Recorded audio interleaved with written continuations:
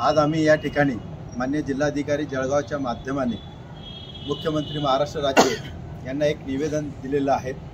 त्यात आमची प्रमुख मागणी अशी आहे की सध्या महाराष्ट्रामध्ये जो अत्याचार आमच्या लाडली बहिणींसोबत होत आहे तो कुठेतरी थांबायलाच पाहिजे।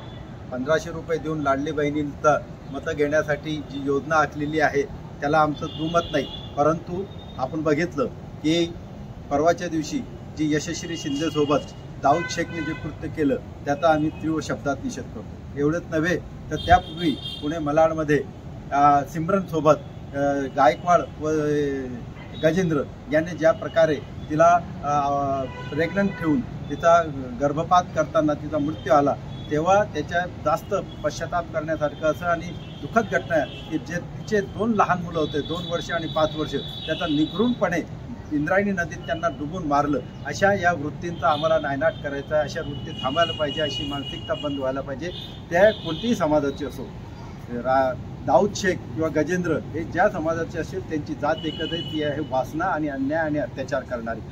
मुली जे आहेत त्यांचे प्रेम करतात, त्यांना त्यांचं प्रेम हे आंधळं असतं, परंतु काही लोक याचं समाजकंटक बांधव राजकीय फायदा उचलण्यासाठी येणाऱ्या विधानसभाच्या निवडणुकीसाठी 2 समाजात तेढ निर्माण करण्याचा प्रयत्न करतात आहे। आणि त्यात आमचे काही लोकप्रतिनिधीसुद्धा आहेत की ते ओपनली बोलत आहेत की ते धर्माला किंवा एकाला लव जिहाद किंवा असे नावं देऊन ते एका समाजाला टार्गेट करत आहे। म्हणून आम्ही आज विनंती केली की अशा लोकांवर मी कारवाई व्हायला पाहिजे।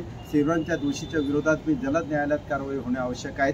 त्याचप्रमाणे विशेष सरकारी वकील उज्ज्वल निकमची नेमणूक होणे आवश्यक आहे। ज्याप्रमाणे जयश्री शिंदे आमच्या बहिणीला न्याय देतात त्याप्रमाणे सिमरनला व त्याच्या मुलांनाही न्याय द्यावा यासाठी आणि 2 समाजात ते निर्माण करण्यावर कडक कारवाई करण्यात यावी यासाठी आम्ही या ठिकाणी एकत्रित आलेलो आहे। धन्यवाद।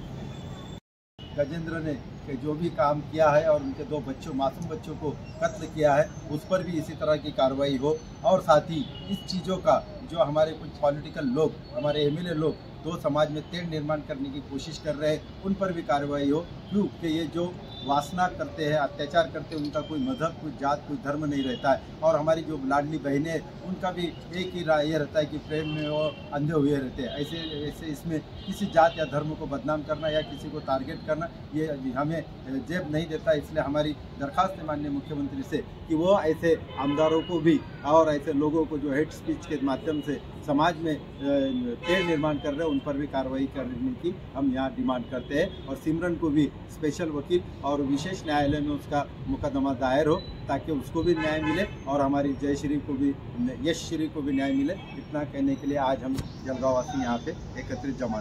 धन्यवाद।